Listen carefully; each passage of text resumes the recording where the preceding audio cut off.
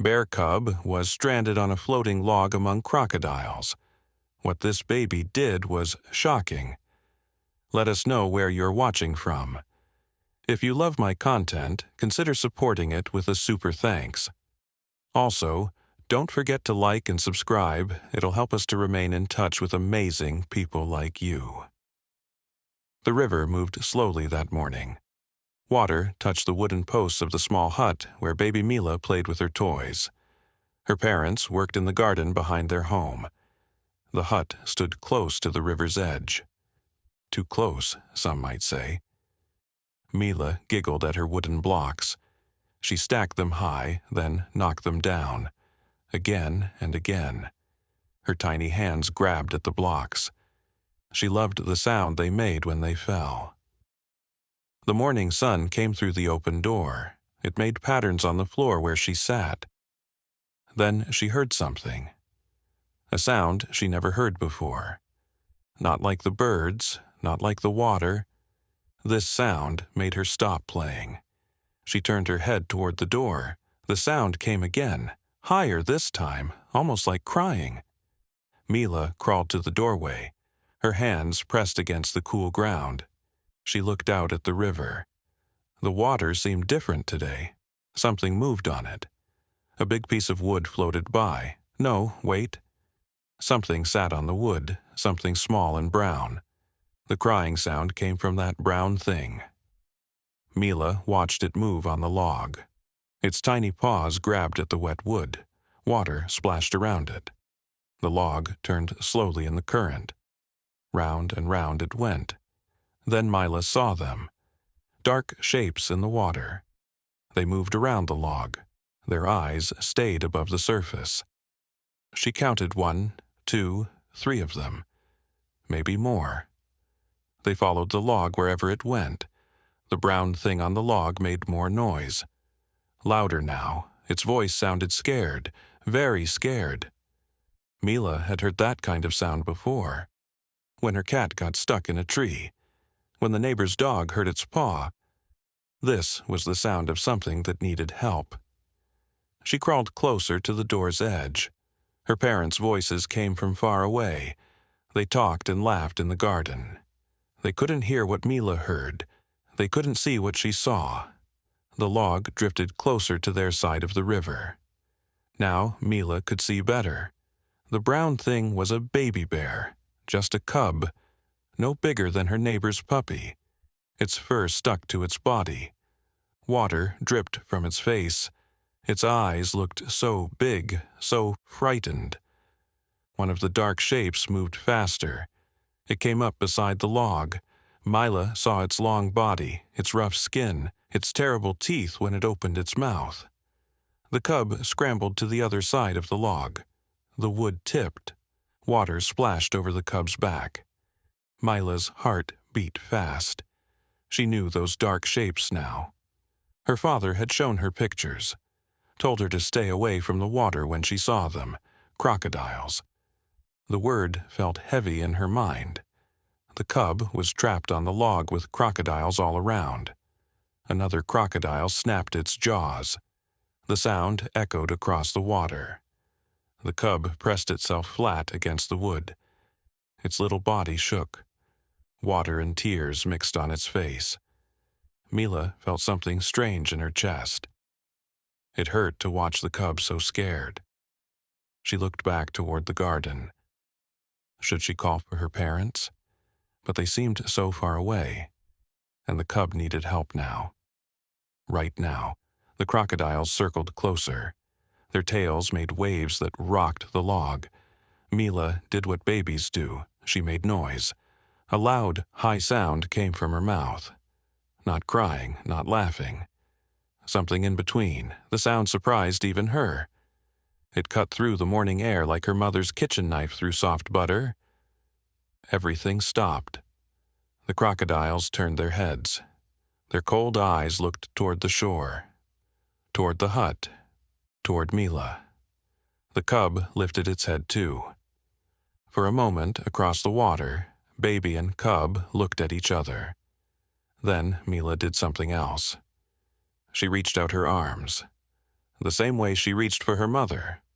The same way she reached for her favorite toy. She reached toward the scared cub on the log. The log kept floating. The crocodiles kept watching. But something had changed. The cub's eyes stayed on Mila now. Its crying grew softer, as if it understood that someone had seen it. Someone cared. A splash behind the log made Mila jump. Another crocodile had joined the group. This one looked bigger than the others. Its tail swept through the water with terrible strength. The log spun faster. The cub scrambled to hold on. Mila made her sound again, louder this time. Her small voice carried over the water. The crocodiles seemed confused. They had been hunting the cub. Now, this strange noise from the shore distracted them. Their heads turned back and forth. From cub to baby. From baby to cub. The log drifted closer to Mila's side of the river. Close enough that she could see the cub's wet nose, see its tiny claws digging into the bark, see the fear in its dark eyes. The same fear she felt when thunder shook their hut at night. One crocodile decided to ignore Mila's noise. It swam straight at the log.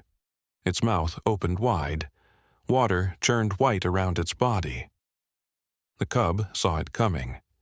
It tried to move to the log's far side, but the wood was too slippery, too unstable. Mila did the only thing she could think of.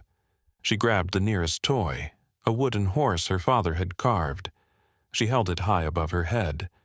Then she made the loudest sound she had ever made in her short life. The crocodile stopped, just for a second. But that second mattered.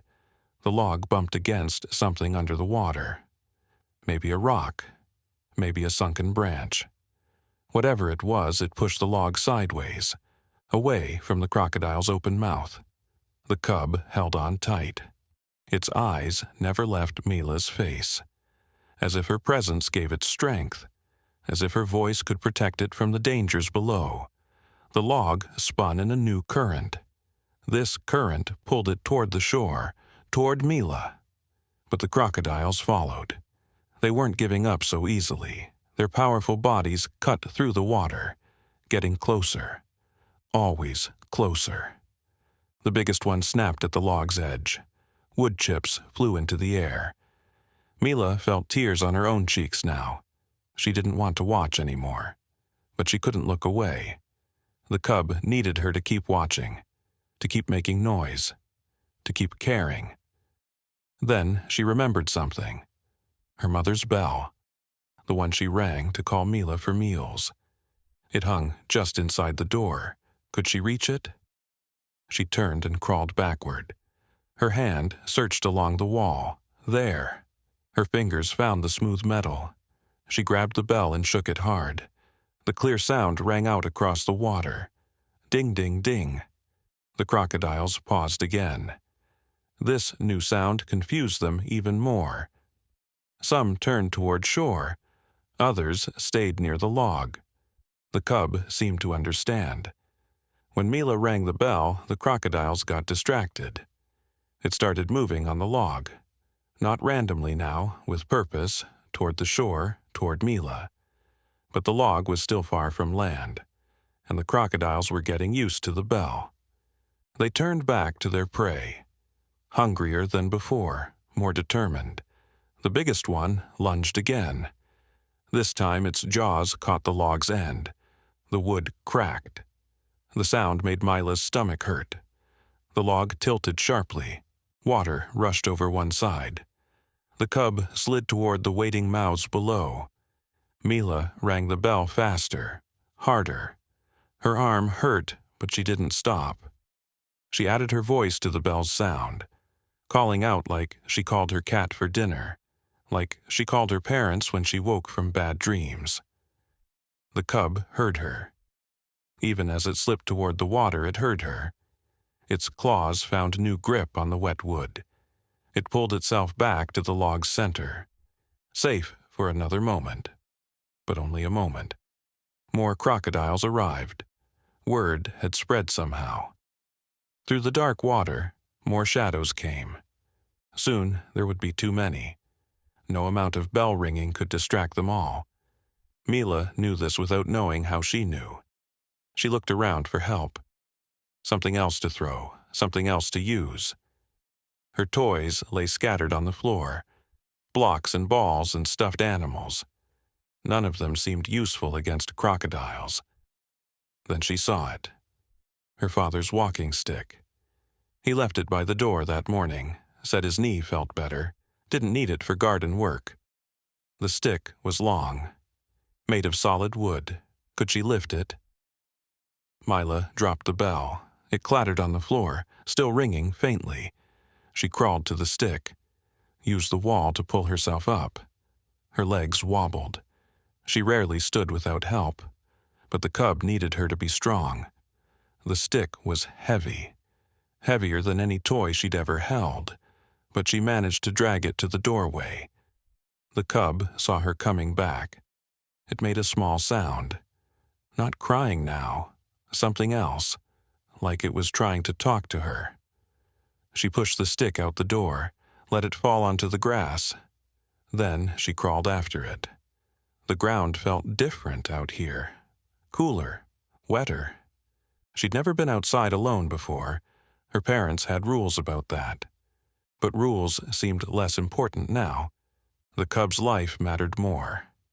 She grabbed the stick again, pulled it toward the water's edge. The crocodiles watched her approach. Their eyes glowed like yellow stones. The log was close now. Maybe close enough. Mila pushed the stick into the water. The other end reached toward the log. Not quite touching, but close. So close. The cub saw what she was doing. It understood. With careful movements, the cub crept to the log's edge. The wood creaked under its weight.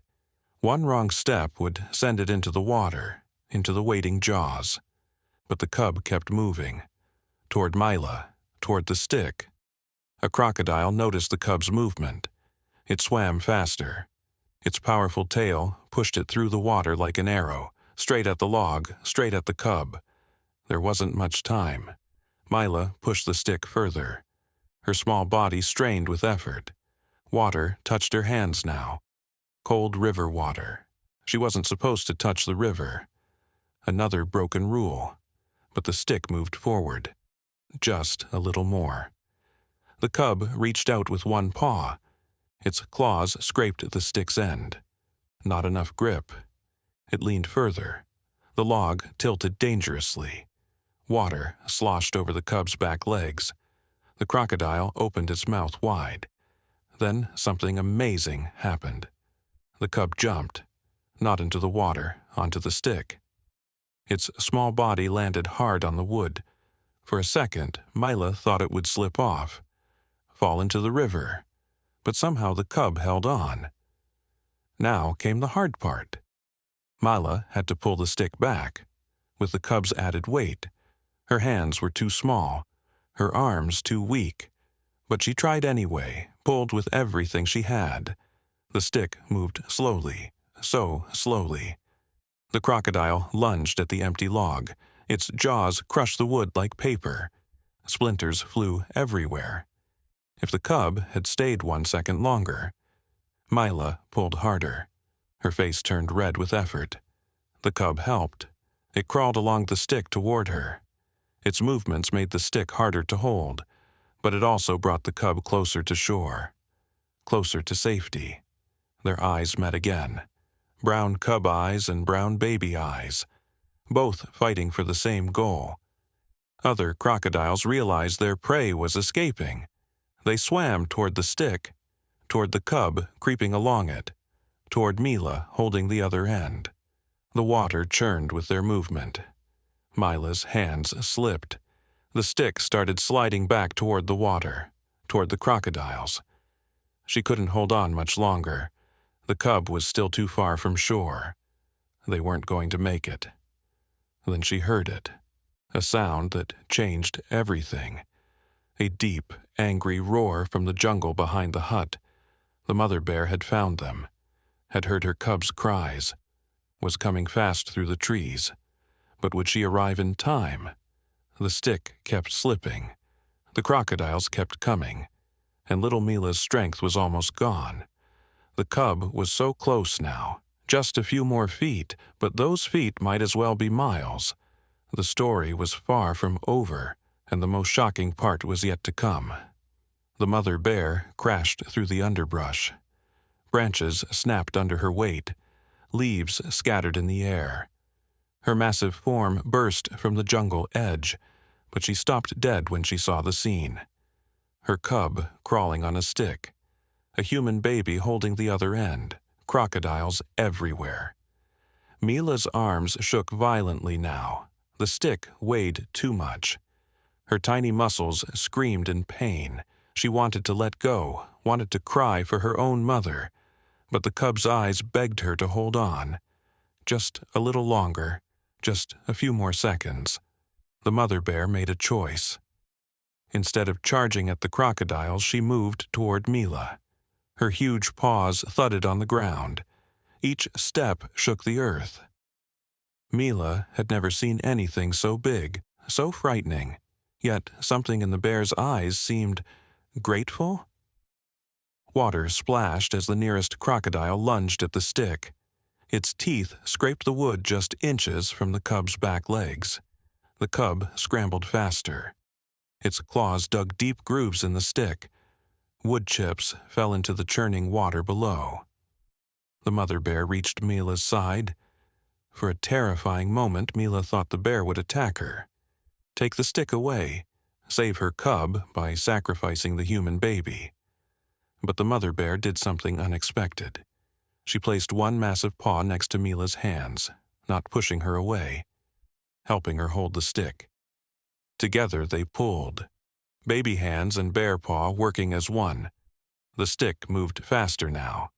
The cub sensed the change. It crawled quicker. Hope flickered in its frightened eyes. The shore came closer. Safety seemed possible, but the crocodiles weren't giving up. The biggest one surged forward with terrible speed. Its jaws opened wider than Mila's whole body. Water exploded around its massive head. It aimed not for the cub now, but for the stick itself. One bite would snap it in half. The mother bear saw the danger. She couldn't let go of the stick. The cub would fall, but she had to stop that crocodile. In a move that shocked even Mila, the bear used her other paw to grab something. Mila's forgotten bell from the doorway. The bear hurled the bell at the crocodile's face. It struck right between those yellow eyes. The sound it made was beautiful and terrible at once. The crocodile jerked backward, confused, angry, but momentarily stopped. That moment was all they needed. With one final pull, the cub reached the shore. It tumbled off the stick onto solid ground. Mila fell backward from the effort. The mother bear caught her gently, saved her from hitting the hard earth. For several heartbeats, nobody moved. The cub lay panting on the grass. Mila sat cradled in the mother bear's arm. The crocodiles floated just offshore, watching, waiting, as if they couldn't believe their prey had escaped. Then the cub did something that made Mila's heart melt. It crawled not to its mother first, but to Mila. Its wet nose touched her hand. A tiny pink tongue licked her fingers. "Thank you," the gesture seemed to say. "Thank you for saving me." The mother bear made a soft sound. Not a growl, not a roar. Something Mila had never heard before. It reminded her of her own mother's lullabies. The bear pulled both babies closer, cub and human child, protecting them both. But the danger wasn't over. The crocodiles had tasted defeat. It made them angrier, more determined. They began leaving the water, one by one. Their powerful legs carried them onto land, toward the small group on the shore.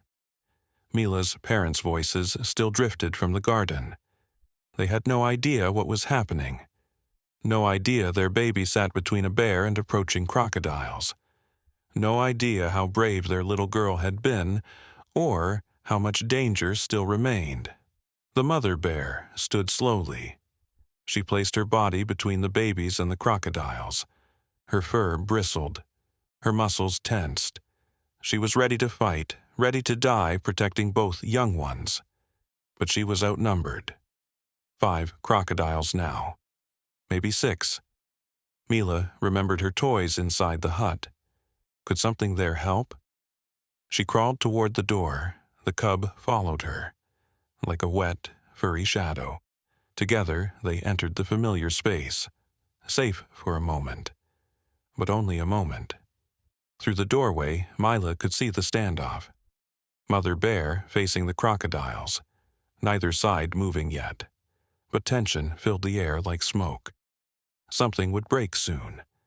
Violence would explode, and Mila's new friends would be hurt.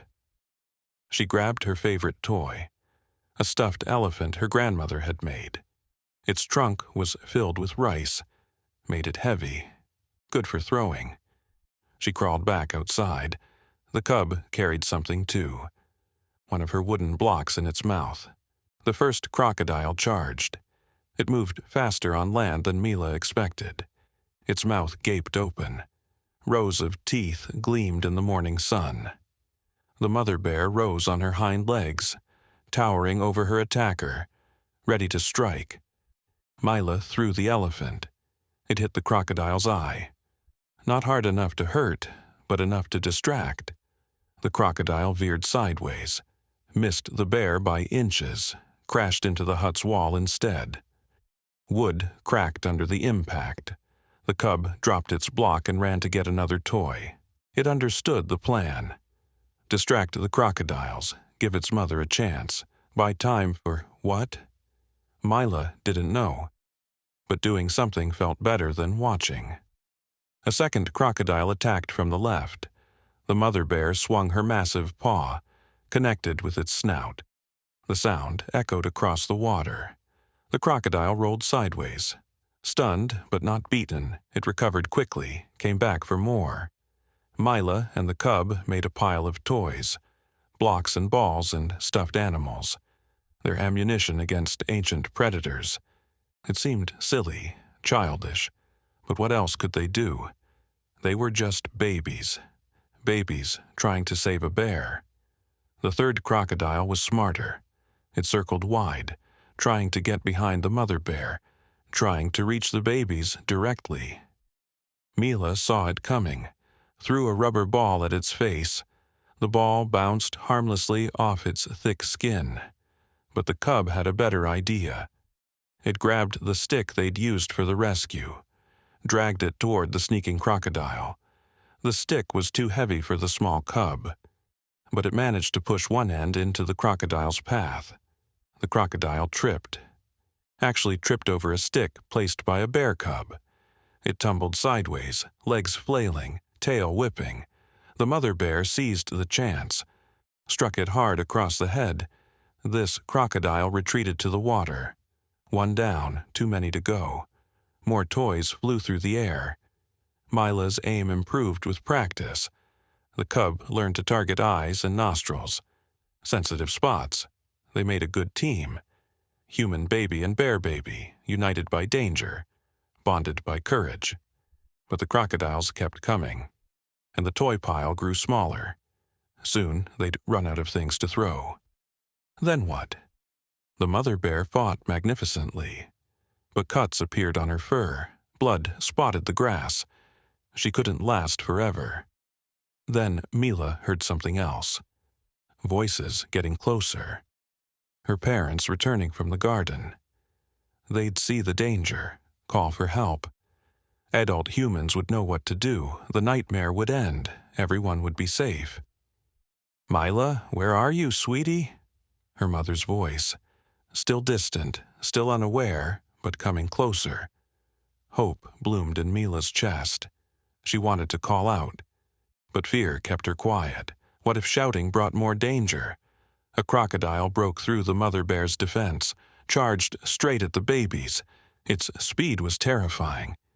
Mila grabbed the cub, pulled it close, closed her eyes, waited for the end.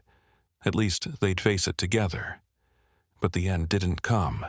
A new sound filled the air, her father's shout, deep and commanding. She opened her eyes. He stood in the garden path, rake in his hands, face white with shock, but moving forward, running toward danger. The charging crocodile hesitated. This new threat confused it. Adult humans meant trouble. It had learned that over many years. The pause gave the mother bear time to intervene. She grabbed the crocodile's tail, swung it in a wide arc, sent it flying into the river. But her strength was fading. The fight had cost too much. She stumbled, nearly fell. Blood flowed from dozens of wounds. The remaining crocodiles sensed weakness, moved in for the kill, circle tightening, jaws snapping. Mila's mother appeared beside her father, saw her baby sitting with a bear cub, covered in dirt and tears. Toy elephant still clutched in one tiny hand. The scene made no sense, but maternal instinct kicked in. She ran toward her child. "No!" Mila found her voice at last. "Help the bear, please. She saved me." The words tumbled out, jumbled but clear enough. Her parents hesitated, torn between reaching their baby and helping the brave bear. The father made the choice, charged at the crocodiles with his rake. The tool wasn't much of a weapon, but his fury made up for it. He struck the nearest crocodile across the snout, again and again, driving it back. The mother bear saw this human defending her, helping her. Just as she'd helped their baby, it gave her new strength. She rose again, roared with renewed power. Together, human and bear faced the remaining threats. Mila's mother reached the babies, expected Mila to leap into her arms, but Mila wouldn't let go of the cub. "Together," she said, the only word that mattered. Her mother understood, gathered both babies, held them safe. The battle raged on. Father and bear against crocodiles, rake and claw against tooth and scale. The crocodiles were confused now. This wasn't how hunts usually went. Prey didn't fight back like this. Different species didn't unite like this. One by one, the crocodiles retreated, slipped back into the river, disappeared beneath the dark surface. The largest one lingered longest, watched with ancient eyes, as if memorizing faces. Then it, too, vanished. The water grew still. Silence fell over the shore, broken only by heavy breathing. The father dropped his rake, hands shaking. The mother bear collapsed onto the grass, sides heaving, blood matting her beautiful fur, but alive, wonderfully alive. Mila wriggled free from her mother's arms, crawled to the injured bear. The cub followed. Together they pressed against the bear's side, offering comfort, sharing warmth. The mother bear nuzzled them both, gently, lovingly. Mila's parents watched in amazement. Their baby had done something incredible. Saved a cub, earned a bear's trust, brought two species together. They'd never believe it if they hadn't seen it. Maybe they still didn't quite believe it. "We need to help her," Mila's mother said, meaning the injured bear. Her father nodded, ran back to the hut, returned with clean cloth and water. They'd tended injured animals before, never a bear. But wounds were wounds. The mother bear let them approach, let them clean her cuts, apply simple bandages. She seemed to understand they meant no harm, that they were Mila's family. That made them friends, strange friends, but friends nonetheless. As they worked, the story began to emerge. Mila pointed at the river, made sounds like the cub's cries, showed them the broken stick, the scattered toys. They pieced together what had happened, their baby's impossible bravery. The sun climbed higher. Morning turned toward noon. The cub fell asleep against Mila's side, exhausted by its ordeal. Mila's eyes grew heavy too, but she fought sleep. Wanted to stay awake, make sure her new friends were okay. Her father built a small shelter, branches and leaves, something to shade the injured bear. Her mother brought food, fruits and honey, things bears might like. The mother bear ate gratefully, strength slowly returning. Other villagers would come soon, drawn by the commotion. They'd see the bears, might panic, might bring weapons. Mila's parents talked quietly, planned how to protect their unusual guests, how to explain the unexplainable, but those were worries for later. Right now, peace settled over the riverbank. A baby saved a cub, a bear saved a baby, parents saved them all. The circle of rescue was complete, but the story itself had just begun. The mother bear lifted her great head, looked directly at Mila's parents. In her dark eyes shone something beyond animal instinct, gratitude, respect, perhaps even affection. She'd found more than safety here. She'd found proof that kindness crossed all boundaries. As afternoon approached, a new sound drifted from the jungle. Other bears calling. The mother's family, perhaps. Coming to find their missing members. Coming to take them home. But would they understand what had happened here?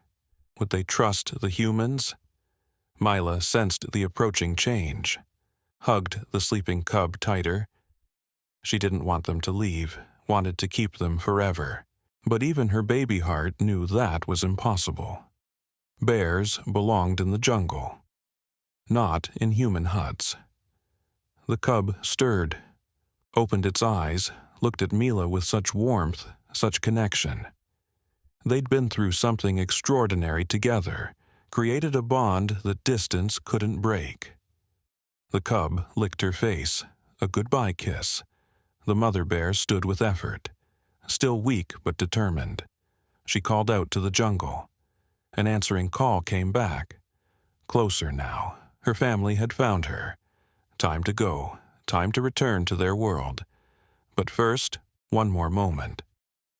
She approached Mila's parents, touched each of them with her nose, gentle as a whisper. "Thank you," the gesture said, "for everything. For your daughter's courage, for your own kindness, for proving that humans could be friends." Then she turned to Mila, lowered her massive head, let the baby pat her snout. Mila giggled, the sound that had started everything. But now it meant joy, not emergency. The bear seemed to smile, if bears could smile. The cub climbed onto its mother's back, ready for the journey home. But it kept looking at Mila, memorizing her face, the way she memorized its. They'd meet again someday. Both seemed certain of that. Some friendships were meant to last. With slow, careful steps, the bears moved toward the jungle. Other shapes appeared among the trees. A male bear, 2 more cubs. The whole family reunited. They paused at the forest edge. All of them. Looking back at the humans, then something magical happened. All the bears lowered their heads. Together. At the same time, a bow of respect, of thanks, of acknowledgement. Mila's parents gasped. They'd never seen anything like it, never heard of anything like it. Mila waved goodbye, used both hands, the way she did for special people. The bears disappeared into the green shadows, but their presence lingered. In the disturbed grass, the bloodstains, the scattered toys, evidence of an impossible morning. "Did that really happen?" Mila's father asked. His voice shook with wonder. His wife nodded, couldn't speak yet, too overwhelmed. They looked at their baby, sitting calmly, as if saving bears from crocodiles was normal. Mila crawled back to her toys, started stacking blocks again, but her eyes kept drifting to the jungle, watching for movement, listening for sounds. Part of her had gone with the bears, part of them had stayed with her. The river flowed on, peaceful now. No logs with stranded cubs, no circling crocodiles. Just water heading somewhere distant, carrying with it the story of what had happened. Though who would believe such a tale? Days would pass. Weeks, months, the wounds would heal, the fear would fade, but the memory would remain crystal clear. The day a baby saved a cub. The day a bear saved a baby. The day two species became family. And in the jungle, not so far away, a mother bear would tell her cubs a bedtime story about a brave human baby, about kindness beyond instinct, about the day they learned that heroes come in all sizes, even the very smallest. The sun began to set, painting the sky in shades of gold and pink. Mila yawned, finally ready for her nap. Her mother carried her inside. Her father cleaned up the scattered toys. Life returned to normal. Almost. But Mila would grow up different, marked by her experience. She'd always love animals more than other children did. Always understand them better. Always remember the weight of the stick, the fear in the cub's eyes, the warmth of the mother's protection. And sometimes, on quiet mornings by the river, she'd hear a familiar sound. A mother bear calling her cubs. Maybe the same bear, maybe not. But Mila would always answer, a soft call of her own, a reminder of their connection. The hut by the river stood unchanged. The garden grew green and lush. The water flowed as it always had. But something fundamental had shifted. The boundary between human and wild had blurred. Just for one morning. Just enough to matter. This was only the beginning. The first chapter in a longer story. About a girl who spoke to bears. About bears who trusted a human. About the bridge that courage built between two worlds. The most shocking part wasn't what the baby did. The most shocking part was what happened next. But that's a story for another day, another danger, another rescue, another proof that love knows no species, no size, no limits. The river kept that secret. For now. 3 days passed like any other. Mila played with her toys. Her parents worked their garden. The river flowed peacefully. But something had changed in their small world. The air felt different, charged with possibility, with connection to the wild. On the 4th morning, Mila woke to strange sounds. Not the usual bird songs, not the familiar water music. These sounds came from inside their hut. Scratching, rustling, like something searching through their belongings. Her parents still slept. The sun hadn't fully risen. Gray light filtered through the windows. Mila sat up in her small bed, listened harder. The sounds came from near the door, where they kept the food baskets. She climbed down quietly, padded across the cool floor. Her bare feet made no noise. As she got closer, she smelled something familiar. Wild, furry, like the mother bear, but different. Smaller, younger. Peeking around the corner, she saw it. The cub. Her cub. The one she'd saved. It stood on hind legs, front paws deep in their fruit basket. Juice dripped from its muzzle. Its eyes sparkled with mischief. "You came back," Mila whispered. The cub, startled, dropped the mango it was eating, but it didn't run. Instead, it made a soft sound, almost like a greeting, then returned to eating, as if visiting was perfectly normal. Mila crept closer. The cub watched her approach. No fear in its eyes, just recognition, warmth. It held out the half-eaten mango, offering to share. Mila giggled softly, took a small bite. The fruit tasted sweeter somehow. They sat together on the floor, sharing breakfast, making quiet sounds at each other. A conversation without words. The cub's fur had dried, fluffed out soft and brown. Mila ran her fingers through it, like petting a very large, wild puppy. Then she noticed something else. Marks on the cub's neck, not injuries, decorations, tiny shells woven into its fur, colorful stones hanging like jewelry. Someone had adorned this cub, made it special. But who? The cub finished eating, licked its paws clean, then did something unexpected. It walked to the door, looked back at Mila, walked to the door again. The message was clear. "Follow me, come outside." Mila hesitated. She wasn't supposed to go out alone, especially not before sunrise. But the cub's eyes pleaded, promised something important, something worth seeing. She made her choice, grabbed her little shawl, followed her friend. The morning air felt cool on her skin. Mist rose from the river, made everything look dreamlike, magical. The cub led her along the shore, away from the hut, toward a cluster of large rocks. As they walked, Mila noticed other signs: paw prints in the mud, broken branches, scattered fur. The bears had been here recently. All of them. Watching their hut, protecting it. The thought made her feel strange, safe but confused. The cub climbed onto the largest rock. Mila followed with difficulty. Her small legs struggled with the height, but she managed, pulled herself up, sat beside her friend, waited to see why they'd come here. The sun broke the horizon.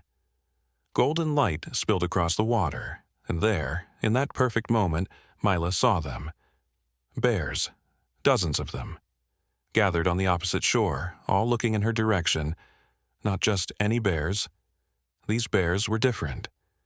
Decorated like the cub, shells and stones and flowers in their fur, patterns painted on their faces with berry juice. They sat in organized rows, like an audience, like they were waiting for something. The mother bear stood in the center, the one Mila had helped save. Her wounds had healed. Her fur shone in the morning light. She raised one paw, a signal. All the bears stood together, moved together, began something Mila had never imagined. They danced, actually danced, moving in patterns, sweeping gestures, turning in circles. It wasn't random movement, it had rhythm, purpose, beauty. The bears were performing. For her, little Mila, the baby who saved a cub. Her mouth fell open, her eyes went wide. This couldn't be real. Bears didn't dance, didn't organize shows, didn't wear decorations. But there they were, doing all these impossible things, because of her, for her. The cub beside her stood up, joined the dance from across the water, matching the movements perfectly. It had known this would happen, had brought her here specifically, to witness this gift, this thank you, this bridge between worlds. As the bears danced, they made sounds, not roars or growls, musical sounds, harmonious, like humming, like singing without words. The melody floated across the water, wrapped around Mila like a warm blanket. Then something even more incredible happened.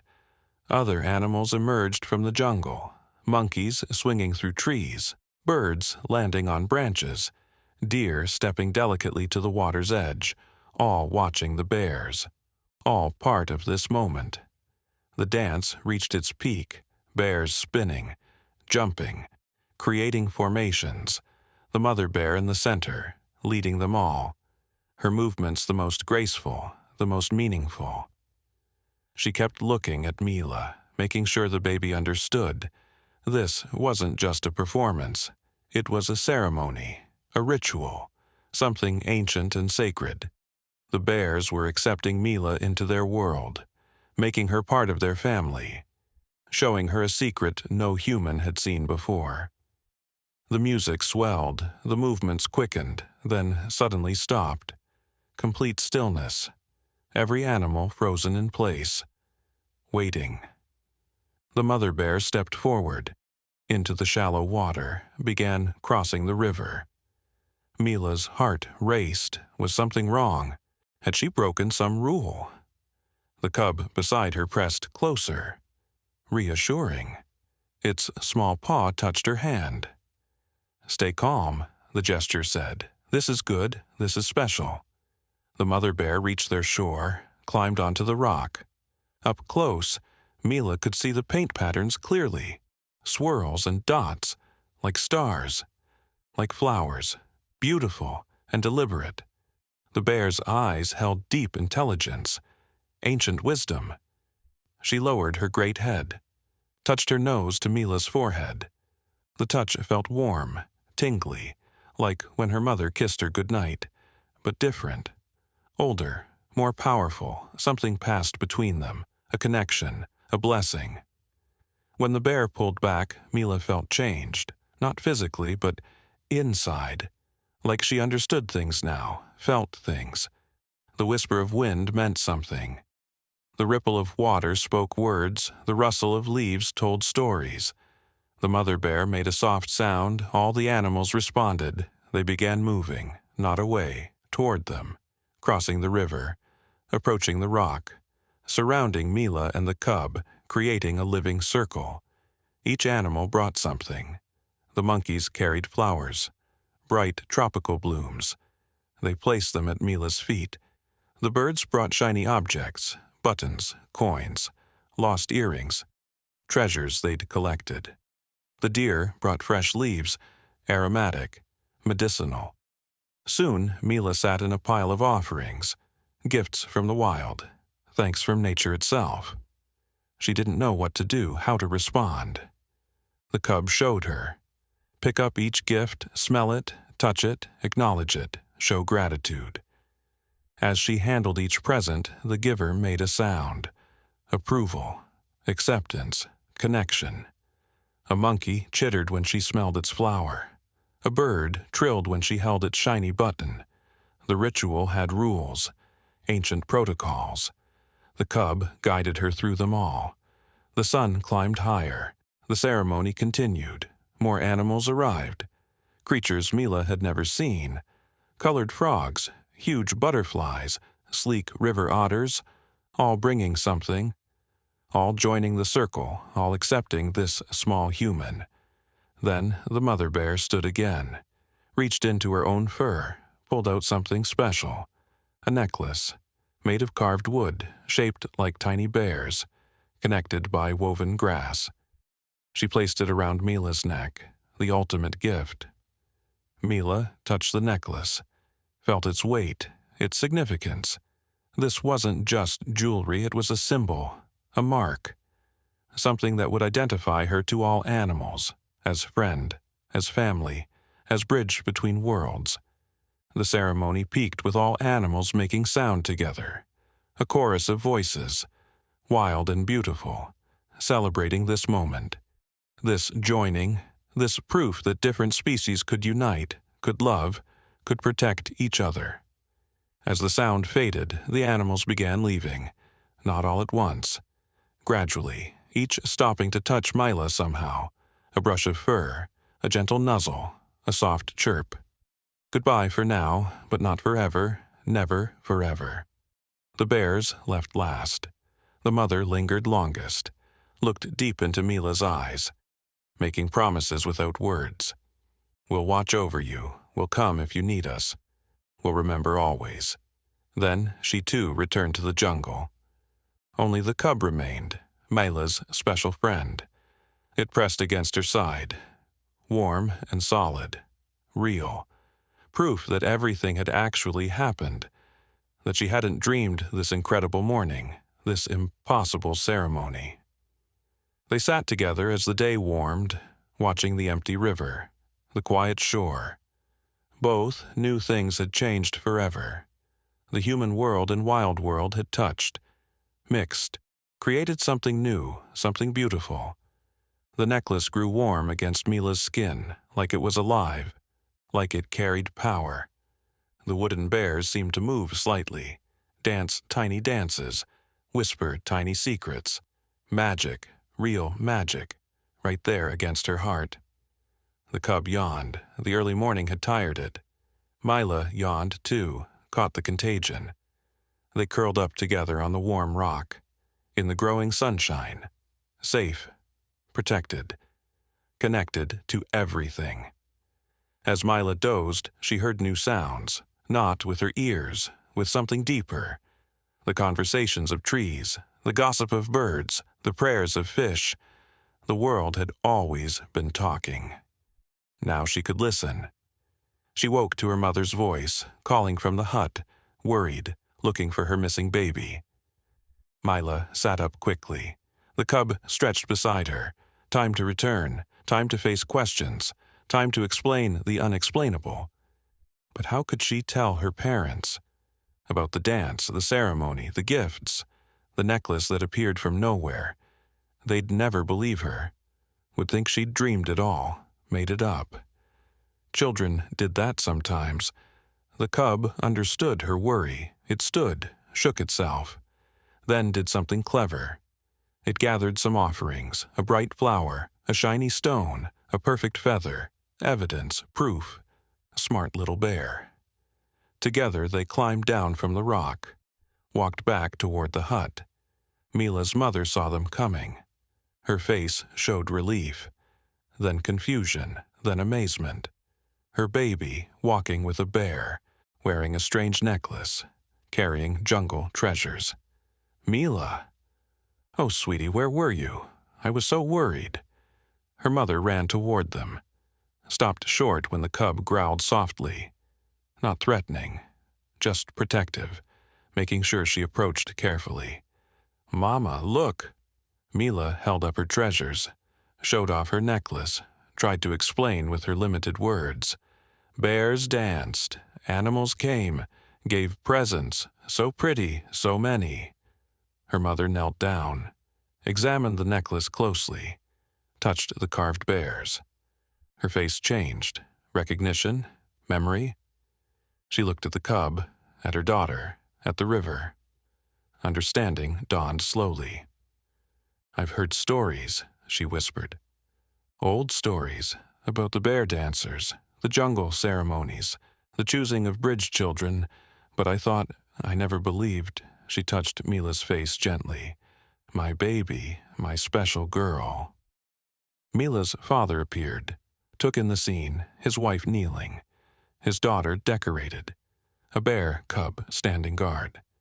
He'd lived here longer, knew more local legends. His face went pale, then filled with awe. The bridge keeper, he said softly. She's been chosen as a bridge keeper. Between human and wild, it's real, the old stories are real. He approached slowly. The cub allowed it, seemed to approve. They all went inside together. Even the cub, it had earned its place, was family now, would come and go as it pleased, part of their household, their strange, wonderful, expanded family. As Mila showed her treasures, told her story, her parents listened with new ears. They'd thought the bear rescue was remarkable. But this was beyond remarkable. This was mythical, legendary. Their daughter had become something special. The necklace caught the light through the window. The wooden bears seemed to nod, approving, confirming. Yes, this child is chosen. Yes, she'll grow to do great things. Yes, the bridge between worlds starts here. Outside, the jungle watched. Bears in the shadows, birds in the trees, fish in the river. All protecting, all connected. All part of Mila's new world, her expanded family, her destiny. The cub curled up by the door, standing guard or just napping. Hard to tell with bears. Mila played with her usual toys, but differently now. The blocks became jungle animals. The dolls became bear dancers. Everything transformed. Her parents whispered in the corner, making plans, adjusting expectations. Their daughter would need special education, different experiences. They'd have to learn too, about animals, about the old ways, about bridging worlds. As the day progressed, visitors came, human visitors. Neighbors who'd heard strange stories, seen unusual things. Bears near the village, animals acting oddly, all connected to the river hut, to the little girl inside. Mila showed them her necklace, told her story again. Some believed, some didn't. It didn't matter. The truth was the truth. The bridge existed, would grow stronger, would change everything eventually. The cub watched all visitors carefully, judging, evaluating. Some it liked, allowed to approach Mila. Others it distrusted, warned away with soft growls, already doing its job, protecting the bridge keeper. Night fell, the family ate dinner, including the cub. It had developed a taste for cooked vegetables, seated at their table like a furry child, using its paws surprisingly well, making everyone laugh. Before bed, Mila went outside once more, stood by the river, the necklace warm against her chest. She felt them out there, the animals, the bears, her extended family, watching, waiting, ready. She made a soft sound, not quite human, not quite animal, something in between. The jungle answered. Calls and cries and whispers, all saying the same thing. We're here, we're connected, we're family. The cub joined her, pressed against her side. Together they watched the star-reflected water, the moon-silvered shore, the shadow-filled jungle, their world, their responsibility, their gift. Tomorrow would bring new challenges, new connections, new bridges to build. But tonight, peace settled over everything. A small girl and a bear cub, standing together, proving that love conquered species, that kindness created magic. The necklace pulsed gently, like a heartbeat, like a promise. The wooden bears danced in the moonlight. Tiny movements, huge meaning. The bridge was built, the keeper was chosen. The worlds were joining.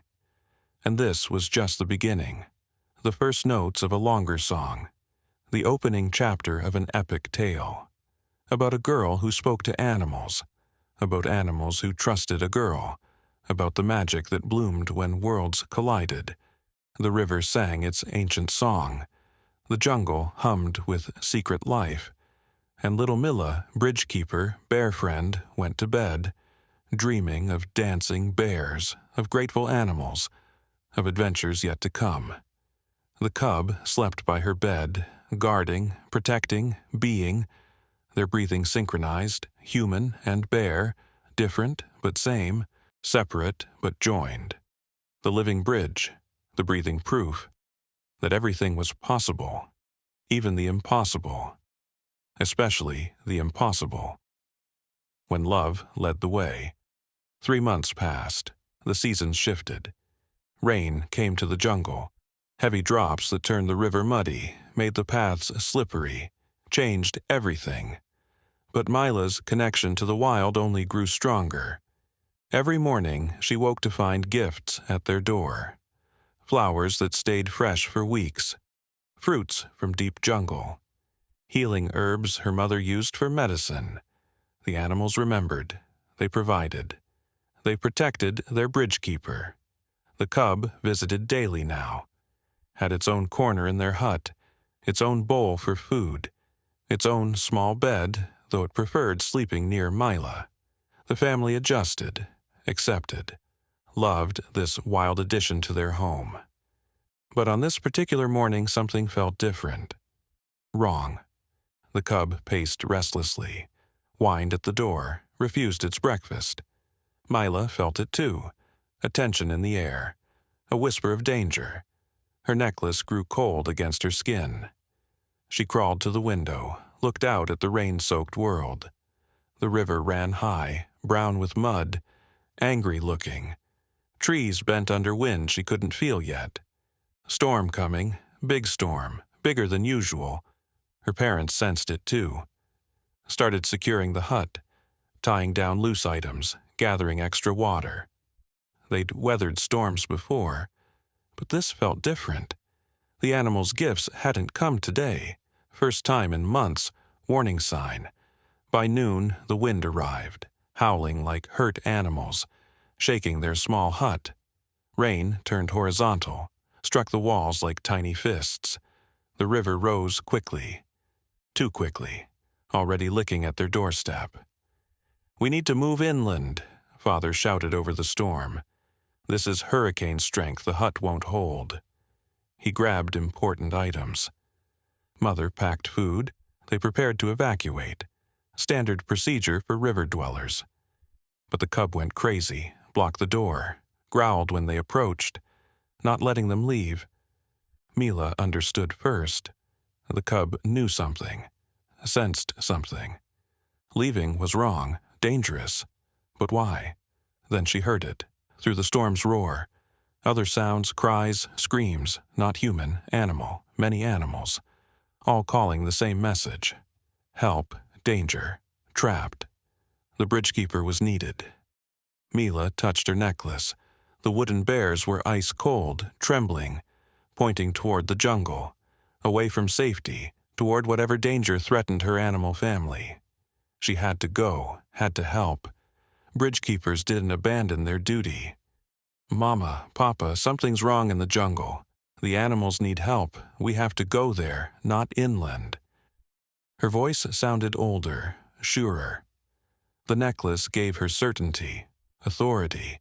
Her parents hesitated, torn between safety and their daughter's calling. The cub made the choice easier. It grabbed Mila's shirt, pulled her toward the door, then looked at her parents, pleading, trusting. Follow us. We know the way. We'll keep you safe. But others need saving. Against all logic, they followed, out into the storm. The wind tried to knock them down. Rain blinded them. But the cub led confidently. Mila right behind, parents struggling to keep up, deeper into the flooding jungle. The path turned treacherous. Water rose to Mila's waist. Her father carried her. Mother held his arm. The cub swam ahead, leading them through familiar territory made strange by storm. Around fallen trees, over hidden rocks, always forward. Then they saw it. The reason for panic. The source of danger. A massive tree had fallen. Ancient giant, hundreds of years old, it blocked a narrow valley, created a natural dam. Water building behind it. Catastrophic flood waiting to happen. But worse, much worse. In the small caves along the valley walls, trapped animals, dozens of them, maybe hundreds. Bears, monkeys, wild cats, all species together, sheltering from the storm, now facing drowning. The water rose toward their caves, some caves already flooded, animals swimming desperately, clinging to rocks, fighting the current, young ones crying for parents, parents searching for babies, chaos, terror, death approaching with each inch of water rise. The mother bear was there, Mila's special bear, standing in the deepest water, holding 2 monkey babies above her head, while their mother clung to her back, saving other species. Being the guardian she'd always been, but even she couldn't save them all, too many trapped. Water rising too fast. The tree dam could burst any moment. When it did, a wall of water would sweep everything away. Every animal. Every life. Unless... "We need to break the dam gradually," Father shouted. "Let water out slowly." But how? That tree is massive. We'd need tools, equipment, time we don't have. He looked desperate, helpless. Human strength wasn't enough. Mila's necklace burned now. Hot instead of cold, the wooden bears moved frantically, pulling toward the trapped animals. She understood. The bridgekeeper's job wasn't just friendship, it was action, leadership, bringing worlds together for survival. She slipped from her father's arms, into the water. It came to her chest, cold, fast, dangerous. But the cub was beside her. The mother bear saw her coming, made a sound that cut through storm noise, calling others, announcing the bridgekeeper's arrival. "Mila!" No exclamation mark, her mother screamed. Tried to follow. But Mila raised her small hand. With authority she shouldn't have. Confidence beyond her years. The necklace glowed faintly, visible even in storm darkness. "I know what to do," she said, voice carrying impossibly well. "Trust me, trust them. We work together or all die apart." She moved toward the dam, the cub guiding, other animals recognizing her, making way, creating pathway. She reached the fallen tree. Massive trunk, wider than their hut. Branches tangled with debris, rocks, smaller trees, all packed tight, holding back tons of water. One wrong move would release it all. But Mila saw something others missed, felt it through the necklace. The tree wasn't randomly fallen. Storm hadn't knocked it down. Cut marks at its base. Human marks. Loggers had weakened it. Illegal cutting. The storm just finished their work. Human action had caused this trap. Human action must fix it, but not alone. Never alone. Bridge keepers brought everyone together. She turned to the assembled animals, all watching her, waiting, trusting impossibly. "We need diggers at the base," she said. They understood, somehow they understood. Badgers and rabbits went to work. Swimmers to guide debris away. Otters and beavers dove in. Strong backs to push when ready. Bears lined up. Her parents watched amazed. Their baby daughter commanding a jungle army. Animals responding to her words, her gestures, working together despite natural enemies. Predator beside prey, all divisions forgotten. The plan formed as she spoke. Not her plan, the necklace's plan, ancient wisdom flowing through her. Dig channels under the dam, guide water through slowly. Weaken strategic points, then coordinate a massive push. Break it controlled, save everyone. Rain hammered down, wind screamed louder, water rose higher. Animals in the caves pressed against ceilings. Air running out. Time running out, but the rescue worked steadily. Each species contributing, each individual vital. Monkeys swung through trees, dropped vines to trapped animals. Birds flew despite the wind, carried messages, coordinated efforts. Even the crocodiles came, former enemies, now allies, using their powerful tails to move debris. The mother bear never left Mila's side, protecting, supporting, translating when needed. The bridge keeper was young, needed guidance, but her instincts were perfect, her courage absolute, her necklace showing the way. Hours passed, or minutes, hard to tell in crisis. The channels grew deeper. Water found new paths. Pressure eased slightly, not enough, but progress. Hope. The dam weakened, creaked ominously, ready to give way. "Now!" Mila shouted. Every large animal pushed together. Bears, elephants that appeared from nowhere, even her parents, all straining against the massive trunk, working as one, united by need, led by a child. The tree groaned, shifted, cracked. Water spurted through gaps.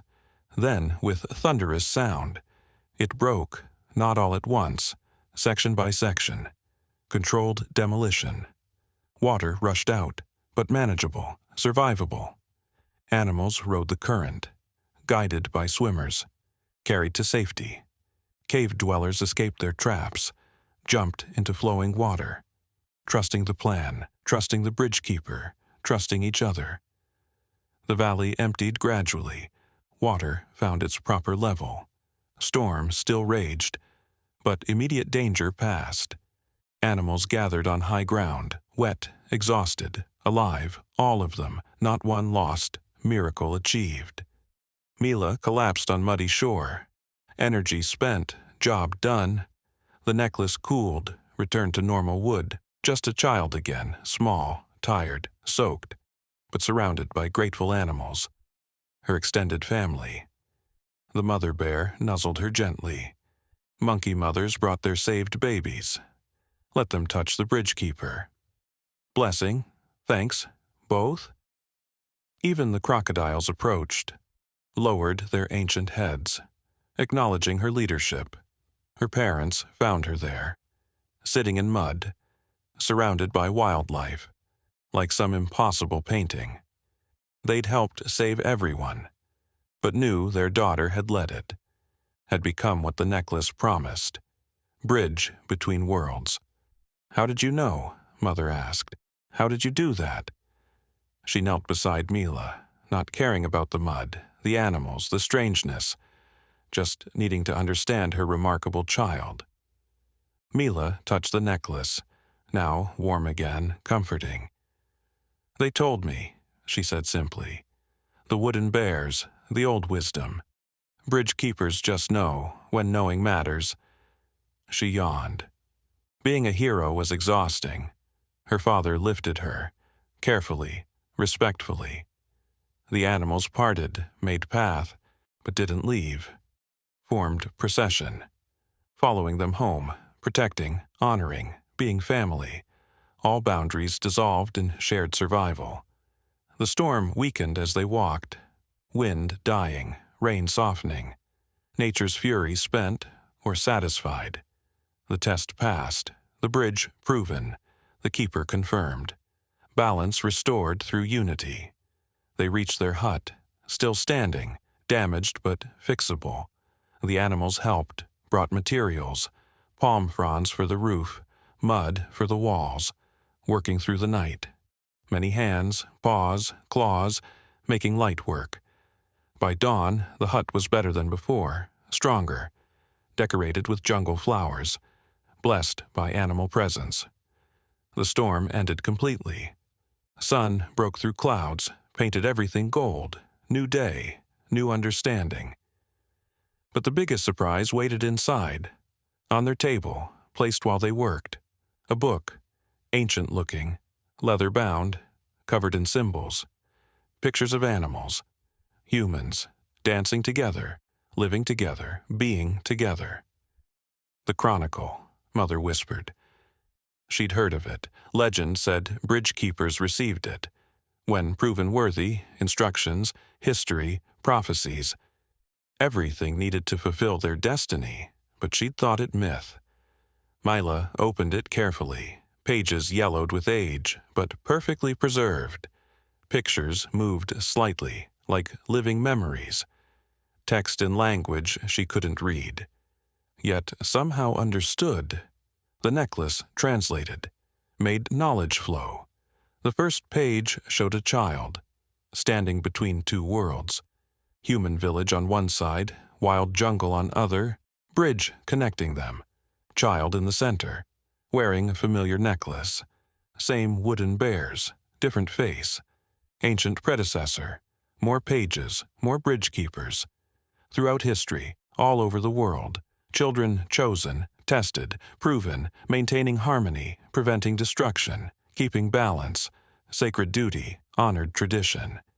Mila's turn now. The book showed the future too.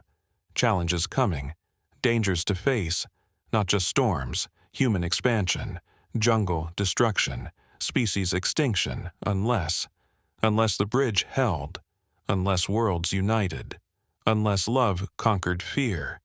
Heavy responsibility for small shoulders. But she wouldn't bear it alone, never alone. The animals would help. Her parents would guide. The cub would stand beside her. The necklace would show the way. The book would teach. As she read, animals filled their hut. Not crowding, just present. Watching their bridge keeper learn, study, grow. Some brought more gifts, food, tools, treasures, building her resources, preparing for challenges ahead. The mother bear approached. In her mouth, another necklace. Similar to Mila's, but smaller, made for a cub. She placed it around her child's neck, the cub who'd befriended Mila. Two bridge keepers now, human and bear, partners. The twin necklaces glowed, recognized each other, connected their wearers deeper. Mila and the cub touched noses. Seal of partnership, promise of shared duty. They'd grow together, learn together, bridge together. Days passed. Life found new rhythm. Mila studied the book, practiced animal communication, learned healing herbs, understood weather patterns. Bridgekeeper education, guided by instinct, confirmed by chronicle. The jungle recovered from the storm. Stronger for surviving together. Animals visited constantly, bringing problems, seeking solutions, trusting their bridge keeper, even very young. Wisdom wasn't about age.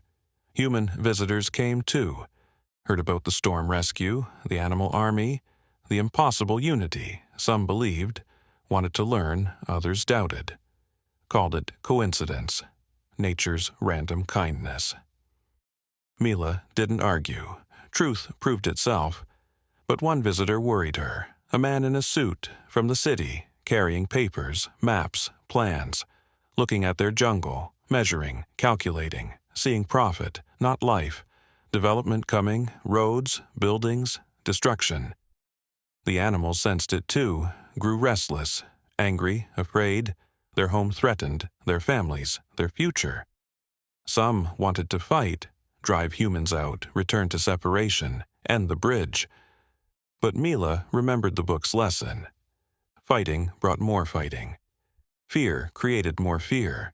Only understanding healed, only connection saved. The bridge must hold, must grow stronger, must include everyone. She called a gathering, all animals, all humans who'd listen, even the suit man, especially him. Used the clearing where bears had danced. Sacred ground, neutral territory, safe for all. They came, curious, skeptical, hopeful, angry, every emotion, every species. The clearing filled, overflowed. Jungle held its breath. Waiting, watching, wondering what a child could do. Mila stood in the center, cub beside her, necklaces glowing, book in her arms, so small among the crowd. But when she spoke, everyone listened. The bridge-keeper's voice, ancient authority, new hope. "We are one," she began, simply, truly. "Human and animal, city and jungle, modern and ancient, all connected, all necessary, all family." The necklace translated. Every creature understood. Every heart felt. She opened the book, showed its pages, moving pictures, living history, bridge keepers through time, successes, failures, lessons learned, hard way, easy way, bloody way, peaceful way. "Development comes," she acknowledged. Looking at Suitman, "Change comes, always has, always will. But destruction isn't development. Taking isn't progress. We can build together, grow together, prosper together." The book showed examples. Cities that included nature, jungles that welcomed humans, harmony possible, profitable even, tourism, medicine, education, sustainable resources, everyone winning, no one losing. Suit Man shifted uncomfortably. Papers in hand seemed heavier, plans seemed smaller. The child's words carried weight. The animal's attention carried more. He'd never seen anything like this, never imagined. "Work with us," Mila continued. "Build with jungle, not over it. Create paths, not roads, bridges, not barriers, homes, not destruction. The jungle provides everything. Medicine, food, water, air, life itself. Protect it, share it, profit from preservation." The animals responded, showed their agreement. Birds sang, monkeys chattered, bears rumbled approval. Even the insects hummed harmony. Unanimous vote. Nature's parliament accepting the proposal. Humans harder to convince. Fear, greed, tradition, skepticism. But some nodded, some understood, some wanted to try, especially locals. Who knew the jungle's value, who'd seen Mila's work, who trusted the bridge. Suitman surprised everyone. Put down his papers, stepped forward, knelt before Mila. Eye level with the child, man to bridge keeper, modern to ancient, city to jungle. "Show me," he said. "Teach me, help me understand. I came to take. Now I want to give, to preserve, to build differently, if you'll guide me, if they'll accept me." He looked around, at the animals, the humans, the new possibility. Mila smiled, reached out her small hand. He took it.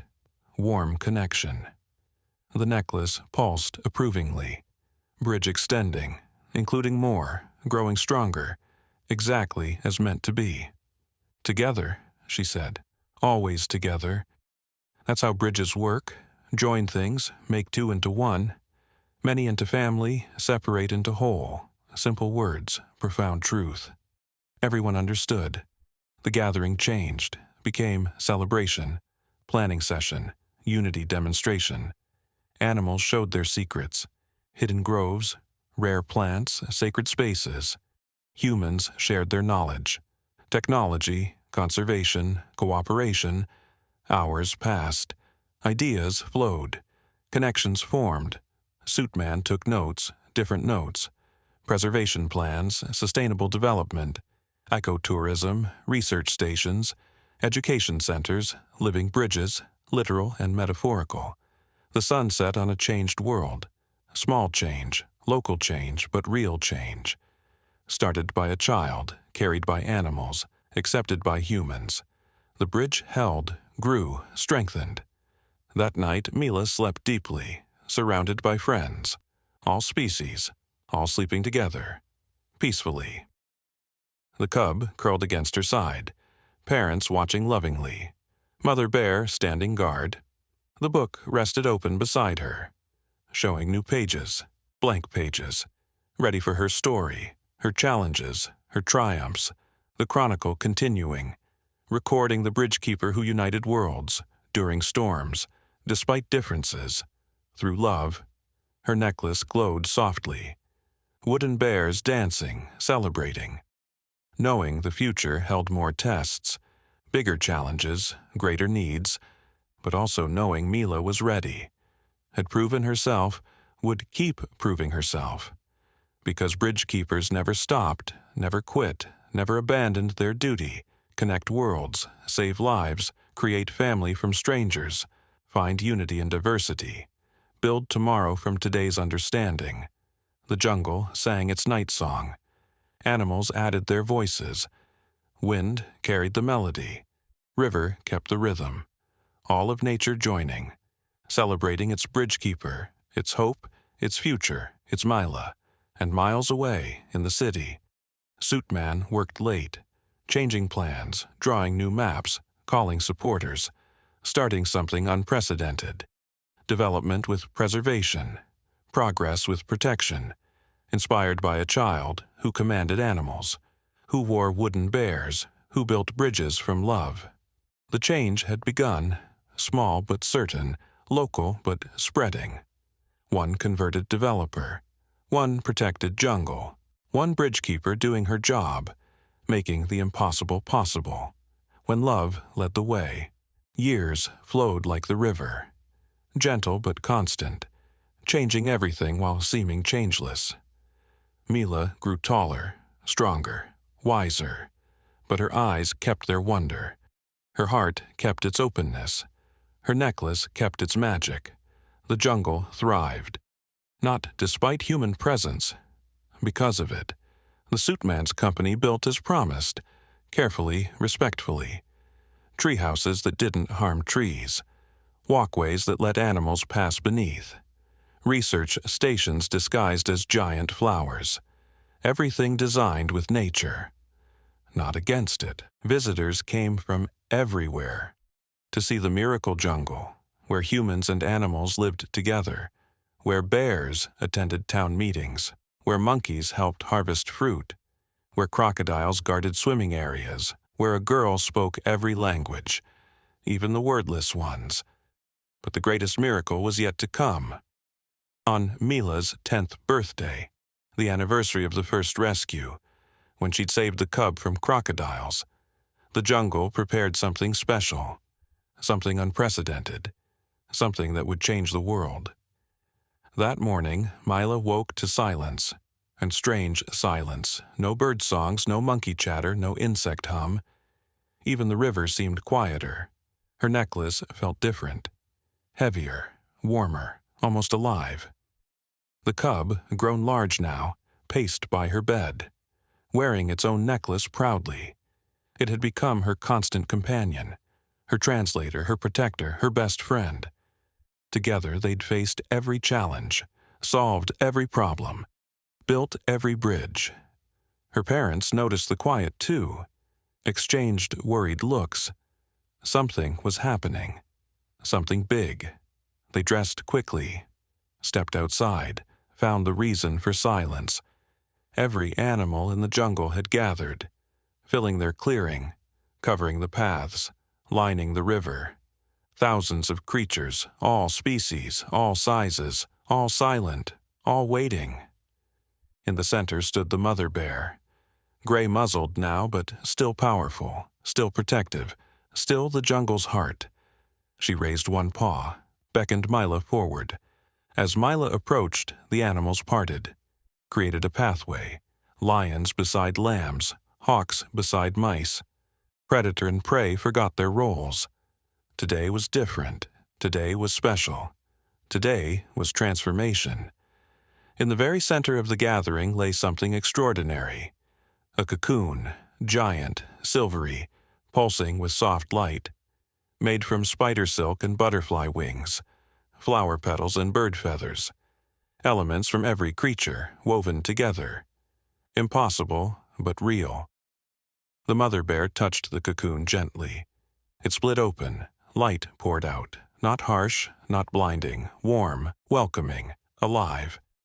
Inside lay another necklace, not wooden like Mila's, crystal, clear as water, bright as stars, beautiful beyond words. But this necklace was different, bigger, adult-sized.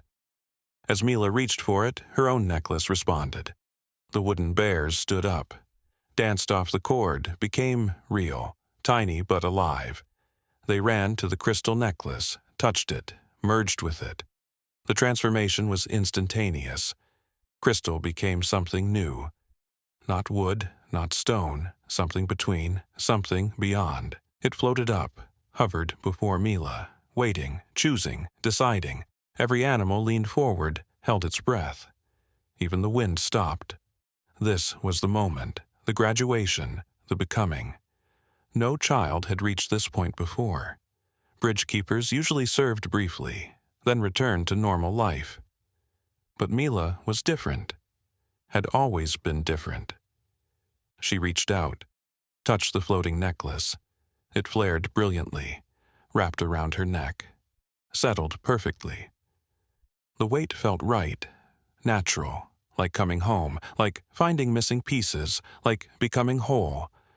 The change was immediate, visible, physical.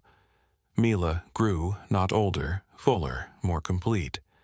Her skin shimmered slightly, like scales, like fur, like feathers. All and none, human but more. Bridge incarnate. She understood now, fully, completely, the final level, not just bridge keeper, bridge itself. Living connection, walking unity, the evolved form, what humanity could become. When fear fell away, when love took over, when separation ended, the animals erupted in celebration, roared, sang, danced. The silence shattered beautifully. Joy made sound. Unity made music. The whole jungle became an orchestra, playing Mila's transformation song. Her parents gasped. Their daughter glowed, literally glowed. Soft light from within, like fireflies, lived in her bloodstream.